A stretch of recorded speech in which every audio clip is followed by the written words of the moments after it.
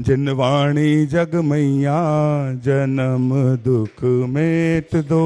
जिनवाणी जग मैया जन्म हमारे दुख कार्यकारी अध्यक्ष मेट श्री दो। विनोद बड़जात्या जी के परिवार से हैं। आप प्रतिभा स्थल से हमेशा जुड़े रहते हैं, गौशाला से जुड़े रहते हैं। आज भी आपने एक सहस्कूट की प्रतिमा के लिए सौभाग्य किया अपने स्थान पर बैठकर।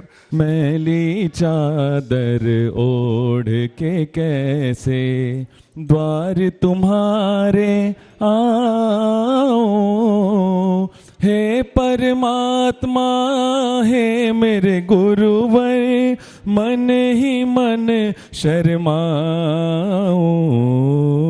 मैली चादर ओढ़ के कैसे द्वार तुम्हारे आओ, हे परमेश्वर हे मेरे गुरुवर, मन ही मन शर्माऊं। आचार्य श्री जी के चरणों में हम झुका रहे अपना माथा, जिनके जीवन की हर चर्या बन पड़ी स्वयं ही नवगाथा। जय नागम का वह सुधा कलश जो बिखराते हैं गली गली, जिनके दर्शन को पा करके खिलती मुरझाए हृदय कली। ओम ह्रीम श्री 108 आचार्य विद्यासागर मुनिंद्राय अत्र अवतर अवतर शंभो सठ आवानंद। जय हो जय हो जय हो। अत्र तिष्ठा स्थापनम। जय हो जय हो जय हो। अत्र मम सन्नितो भव भव सठ सन्निधिकरणम परिपुष्पांजलि छिपामी। सांसारिक विषयों में पढ़कर मैंने अपने को भरमाया, इस राग द्वेष की वैतरणी से अब तक पार नहीं पाया। तब विद्या सिंधु के जल कण से भव कालुष धोने आया हूँ, आना जाना मिट जाए मेरा यह बंध काटने आया हूँ। ओम ह्रीम श्री 108 आचार्य विद्यासागर मुनिंद्राय जन्म जरा मृत्यु विनाशनाय जलम निर्पामिति। क्रोध अनल में जल जल कर अपना सर्वस्व लुटाया है, निज शांत स्वरूप न जान सका जीवन भर इन्हें बुलाया है। ओम ह्रीम श्री 108 आचार्य विद्यासागर मुनिंद्राय अक्षय प्रप्राप्ताय अक्षतान निर्पामिति। इन विषय भोग की मदिरा पी मैं बना सदा से मतवाला, तृष्णा को तृप्त करे जितनी उतनी बढ़ती इच्छा ज्वाला। मैं काम भाव विध्वंस हेत मन सुमन चढ़ाने आया हूँ, इस शुद्धा रोग की व्यथा कथा भव भव में कहता आया हूँ। अति भक्ष अभक्ष भके फिर भी मन तृप्त नहीं कर पाया हूँ, नए वैद्य समर्पित करके मैं कृष्णा की भूख मिटाऊंगा। हीरे को परख लिया आचार्य ज्ञान सागर, फिर ऐसा तो परख लिया आचार्य ज्ञान सागर। मोहांधकार से व्याकुल हो निज को नहीं मैंने पहचाना, मैं राग द्वेष में लिप्त रहा इस हाथ रहा बस पछताना। यह दीप समर्पित है मुनिवर मेरा तम दूर भगा देना, तुम ज्ञान दीप की बाती से मम अंतर दीप जला देना। ओम ह्रीम श्री 108 आचार्य विद्यासागर मुनिंद्राय महामोहांधकार विनाशनाय दीपम निर्पामिति। भोगों को इतना भोगा कि खुद को ही भोग बना डाला, साध्य और साधक का अंतर हमने आज मिटा डाला। हम चिदानंद में लीन रहूं, पूजा का यह फल पाना है, पाना था जिसके द्वारा वह मिल बैठा मुझे ठिकाना है। ओम ह्रीम श्री 108 आचार्य विद्यासागर मुनिंद्राय महामोक्ष फल प्राप्ताय फलम निर्पामिति। जग के वैभव को पाकर मैं निश दिन कैसा अलमस्त रहा, चारों गतियों की ठोकर को खाने में ही अभ्यस्त रहा। मैं हूँ स्वतंत्र ज्ञाता दृष्टा, मेरा पर से क्या नाता है, कैसे अनर्ग पद पा जाऊं यह अरुण भावना भाता है। ओम ह्रीम श्री 108 आचार्य विद्यासागर मुनिंद्राय अनर्भ प्राप्ताय अर्घम निर्पामिति। ओम नमः सिद्धेभ्यः, ओम नमः सिद्धेभ्यः, ओम नमः सिद्धेभ्यः। अहिंसा परमो धर्म की आचार्य गुरुवर श्री कुंद कुंद भगवान की आचार्य गुरुवर श्री ज्ञान सागर मुनि महाराज की,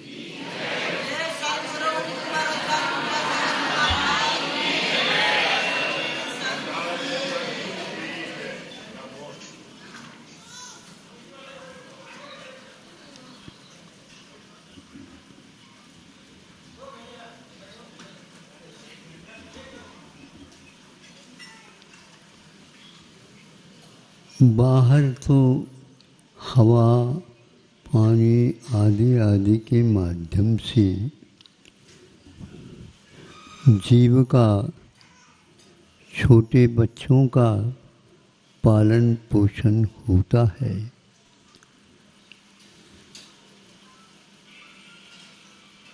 किंतु इस विषय में और देखना चाहिए कि जो 9 महीने या 9.5 महीने, लगभग कभी कभी 10 महीने, नीचे कभी 7 महीने, यह जो पालन पोषण होता है किसके भरोसे पर होता?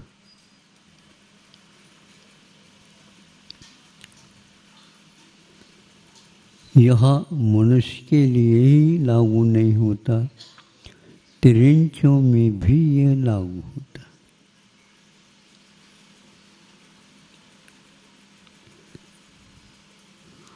और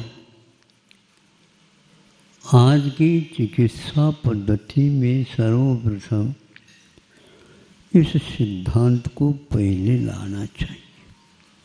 लाओ या ना लाओ ये आपकी मर्जी, आपकी इच्छा के ऊपर आधारित। जिसके बिना यह संभव नहीं, उसको अवश्य ध्यान में लाना चाहिए। माँ बाहर से भोजन करे और वह भोजन भीतर जाए और वह नाभि के नाल से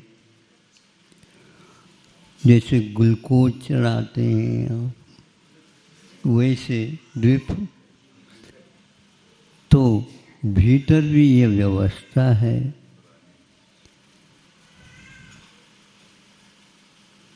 बाहर से कुछ पथ्य का पालन किया जाता है और बाहर से भी विश्वास के साथ वैसा ही अनुष्ठान किया जाता है।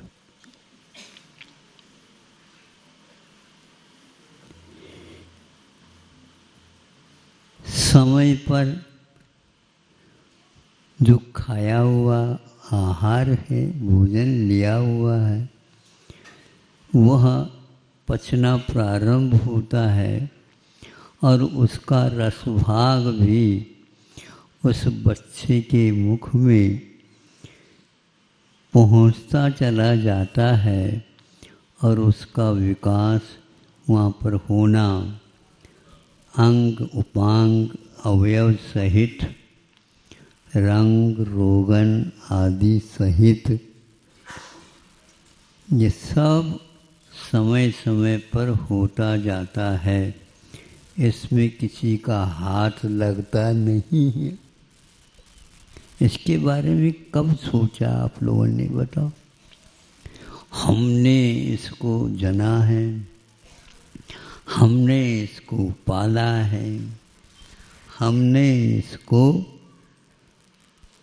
निभाया है और गर्भ में धारण करके इसकी सुरक्षा हमने की। कहीं कुछ भी कूड़ा कचरा पहुंच नहीं पाया और ऐसा उसका सुंदर पालन हुआ है। किंतु आप लोग निमित्त है, सब लोगों के यहाँ ऐसा होता ही नहीं।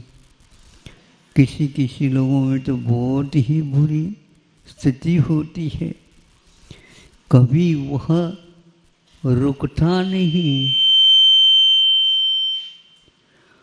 और वह अकाल में ही मृत्यु के कवल बन जाता है।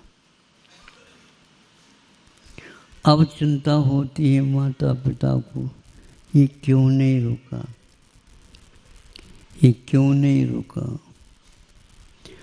3-4 बार जब हो जाता है तब समझ में आ जाता है हमारा भाग्य ही ऐसा है, और जो जीव आता है उसका भी यही भाग्य है।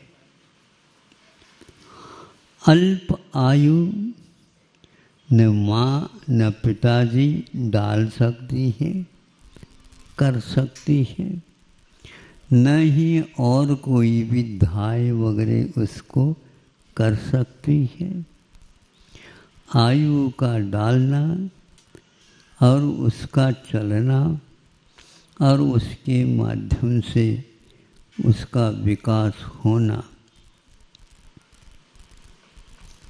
कभी कभी ऐसा होता है भीतर ही भीतर शिशु का मरण होने की संभावना समझते हैं, तो उस समय अलग रूप से आप लोग उसका पालन पोषण करते हैं। बड़ी विचित्र दशा है। जिसका होना अनिवार्य है उसके बारे में हम कुछ भी नहीं सोचते हैं। संस्कार डालने की भी बात कही गई है, वह बहुत सूक्ष्म हो जाती है। क्या संस्कार का डालना, तो खान पीन रहन सहन आदि का भी उसके ऊपर प्रभाव पड़ता है, इसमें कोई संदेह नहीं। इसके बारे में बहुत अल्प ही लोग सावधानी अपनाते। ये ध्यान रखना, 3 में 100% संस्कारों को जीवित रखते हैं, उसमें किसी भी प्रकार से परिवर्तन नहीं होता। किंतु मनुष्यों में चला करके इसका पालन भूल जाते हैं। जब आपत्ति सामने आ जाती है, संपत्ति छीनने जाती है, तब रोते हुए बैठ जाते हैं। नियम का पालन करना अनिवार्य है, यह ज्ञात होते हुए भी नहीं किया जाता, क्योंकि शिक्षा संस्कारों की कमी होने से ऐसा होता। कुछ किताब लिखी हुई है, उसके अध्ययन करने से तो ऐसा लगता है, चाहे जैन हो, चाहे वैष्णव हो, चाहे मुसलमान हो, चाहे हरिजन हो, चाहे देशी हो, चाहे विदेशी हो, सभी लोगों ने इस सीमा का लंघन नहीं किया और पालन किया। सुनते हैं कि विदेशों में 7-7 दिन का भी पालन किया जाता है आप लोगों के धर्म को, और यहाँ पर कोई भी हो उसका पालन किया जाता है। आज उसका उल्लंघन विदेशी शिक्षा के कारण उसकी कोई आवश्यकता नहीं। आप ही लोगों ने कह दिया ये तो धर्म है उनका। धर्म का अर्थ है पालन करने योग्य होता, उसका नाम धर्म बोलते। आप लोग वही धर्म को तो पालन करते हो, लेकिन धर्म को छोड़ देते हो। इसीलिए आपका जो पालन पोषण बाहर से है इतना ही पर्याप्त नहीं, किंतु भीतरी भी 8-9 महीने तक उसका पालन किया जाता। इसके बारे में कभी सोचा आप लोगों ने? हाँ, बहुत कुछ लिखा गया है, बहुत कुछ घरेलू विद्याएं सिखाई भी जाती है, आज भी सिखाई जाती। मैं अमरकंटक जा रहा था, संघ से जा रहा था, बीच में जंगल पड़ता है और डिंडोरी वहाँ पर, हाँ वहाँ पर रहते। तो बाजार के दिन होने के कारण वो बेगा लोग, हाँ बेगा जात, वो भी आते थे। वो थोड़े से चूँकि हिले मिले थे जनता से, तो हमने उनको पूछवाया इसके बारे में उनका क्या है।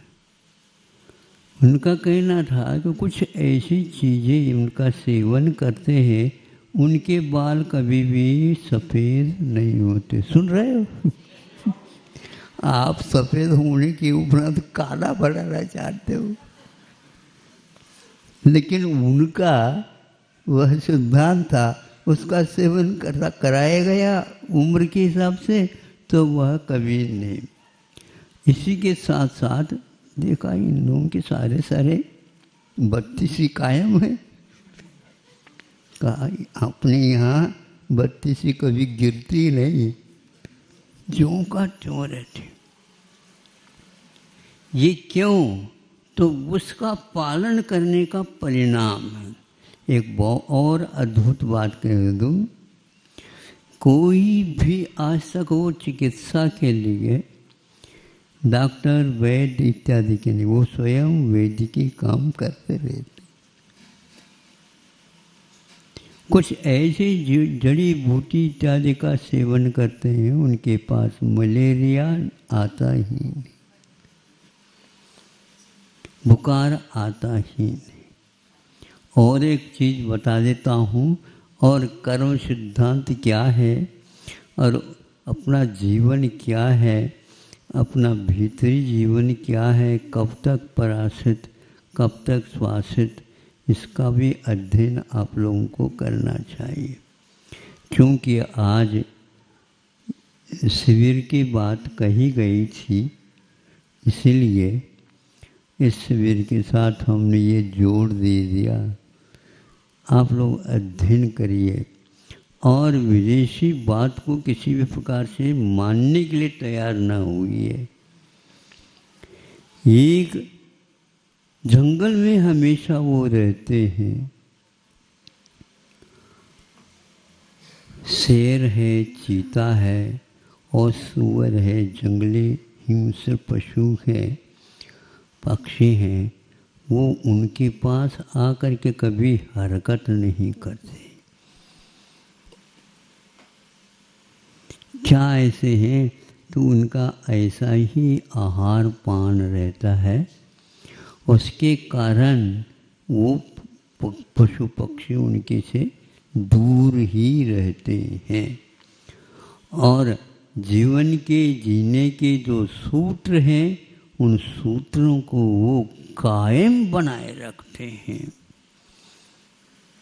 बहन के साथ बहन का, भाई के साथ तो भाई का, माँ पिता इतना ही नहीं किंतु अड़ोस पड़ोस के साथ भी उनका व्यवहार ऐसा बना रहता है जिसके कारण रोग आदि आना सोचते हैं और आप शोर कर रहे। बिल्कुल पक्का है ये। मनुष्य भक्षी वृक्ष भी होता है। हमने दूसरी किताब में दूसरी कक्षा में पढ़ी थी, नरभक्षी। तो मनुष्य भक्षी वृक्ष उसका शीर्षक था, और किसी को नहीं। और अपने एरिया में आते ही, अवधि में आते ही उनको वह यूँ कर देगा तो वह मनुष्य उसके पंजे में आ जाएगा और उसको चूस लेगा और उसको फेंक दे। क्या समझ रहे हो? छाया हम बैठ जाए सोच विचार करके, सेमर तरु, जो नरकों में सेमर के वृक्ष होते हैं और बहुत अच्छे सुहाने छाया है, छाया के लिए वहाँ के नारकी जाते, बैठते ही नहीं, ऊपर से करोत के समान कट जाते हैं पत्ते, नीचे आकर के गिर जाते, तब मालूम पड़ जाता है कि क्या हुआ, अंग अंग छूट जाता है। ये क्या है? ये केवल वहाँ पर मांडो भौनत्रिक वगैरह जाते हैं, उनको कुछ नहीं करते वो वृक्ष, क्योंकि वो मनुष्य वृक्ष नहीं, वो नारकी वृक्ष नहीं है, वो तो नारकियों को ही करते हैं। देव की पहचान वो कर लेते हैं, देव की पहचान वो कर लेते हैं, इसलिए देवों को वो छेड़ते नहीं। इसी प्रकार आप लोगों को भी किसके साथ कैसा धर्म करना, ये कर्म सिद्धांत के आधार पर करेंगे सबसे उत्तम होगा। एक कर्म के साथ जोड़ो, धर्म के साथ कहने से गड़बड़ होगा। कर्म क्या वस्तु है हमने पूछा, जितने भी चिकित्सक हैं उनके पास कर्म कोई वस्तु है ही नहीं। नहीं, बताया जाना अलग है और किताब में लिखा हुआ आना अनिवार्य है कि क्योंकि ये कर्म क्या वस्तु है, ये क्या रसायन है, और हर व्यक्ति कर्म को तो सुनता तो है लेकिन उसकी नियमावली के बारे में कुछ नहीं कर पाता। इसलिए जैसा गर्भ में आया है वह शिशु, वह आपके कर्म से नहीं आया। हाँ, कुछ हो सकता है लेकिन उसका कर्म अलग है, उसके अनुसार उसको दूध मिलता है, आपके अनुसार दूध नहीं मिलता। कभी कभी आपका दूध नहीं भी है तो वह बाहरी दूध के माध्यम से भी पल जाता है। गैया ठीक है, मैया ठीक नहीं। बोलो अब क्या करना चाहते हो? मैया चाहते हुए भी नहीं कर पाते। और गैया ने कितना बड़ा दायित्व छोड़ का, बताओ आप, कितना बड़ा दायित्व है उसका। वो कहती है कि हमने संकल्प लिया कोई भी हो उसके लिए हम अवश्य अपना दूध पिलाएंगे, अकाल में भी पिलाएंगे, आपको नहीं देंगे दूध, किंतु ये ध्यान रखना सुबह शाम भले ले लो, लेकिन अकाल में यदि बछड़ा जाता है तो वो समझ लेती है वो दूध पिला देंगे। दूसरे भी कोई आज जाता है तो उसको भी वो पिलाते, क्योंकि वह भूखा है इसलिए। और आप लोगों का धर्म कैसा है क्या पता, बहुत धर्मात्मा, बहुत बड़े धर्म, बिल्कुल भैया आप अपने पास ही रख लो, ये कभी भी शिविर में नहीं आ। नाड़ी परीक्षा विदेशी नहीं है, देसी है, इसको कोई भी याद नहीं कर रहा। वात, पित्त और कफ ये तीनों कैसे होते हैं, इसको किस प्रकार नियंत्रण में रखना, ये सारा का सारा आयुर्वेद में लिखा हुआ 3-4 हज़ार वर्ष पूर्व में से है। इसलिए इधर उधर की बातें मत करो, कुछ ऐसी बातें करो जो शास्त्र से संपुष्ट होते हो, और साथ साथ घर में जो माता पिता है आदि आदि के द्वारा पुष्ट होते हो, जिसके द्वारा वो ये काम हो जाता है। समय के अनुसार ही यह भोजन पानी आदि आदि माता पिता उनको देते रहते हैं, बाकी जितने भी है वह कुछ भी नहीं होता। हमने अपने धर्म को जो लिखा गया है उसके बारे में कभी भी सोचा तक नहीं है। सोचना दूर, हम पढ़ा तक नहीं है, क्योंकि उसकी भाषा और उसकी शैली, उसके जो विषय वस्तु आदि आदि आपके जीवन के काल में आते ही नहीं हैं। इसलिए अब धीरे धीरे आप इसको देना प्रारंभ कर दो, अवश्य ही आपके लिए अच्छा मिलेगा। इसलिए कह रहा हूँ, जापान ने कि कैंसर को नियंत्रण में लाने का एक ढूंढा है तो उपवास है। उपवास उपवास उपवास। ज़्यादा भोजन करने से नहीं, किंतु उपवास करने से कि उसकी जो कोशिकाएं हैं वह सब दब करके और शुष्क हो करके वहीं के वहीं उन जीवाणु से रहित हो जाते हैं। ये कहा है और आज तक उपवास जैनियों के यहाँ जीवित है। औरों के भी है, लेकिन जैनियों के जिस प्रकार उपवास की नियमावली है वह अन्यत्र किसी भी ग्रंथ में हमें उपलब्ध नहीं होते। मरण के समय पर भी इसी उपवास की शरण लेकर के हम मरण को जीतेंगे।